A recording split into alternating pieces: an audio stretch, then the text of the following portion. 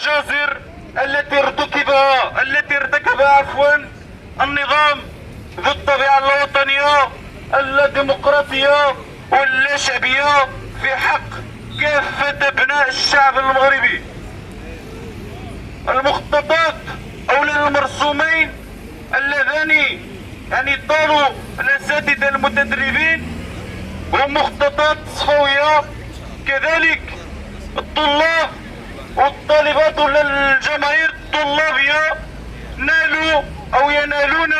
قسطهم من هذه المخططات التي ينزل بها هذا النظام على كاهل الشرائح المضطهدة، على كاهل الجماهير الشعبية، من أجل أنه مزيدا من تجهيل، من أجل مزيدا من حرمان الجماهير من حقوقها العادلة والمشروعة. كإشارة أنه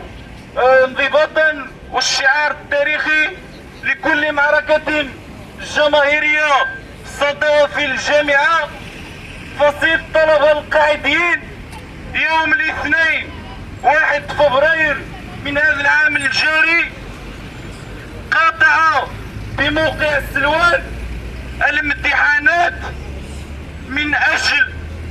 أو لا بهدف أساسي وضروري اللي هو تسجيل التضامن المبدئي والمشروع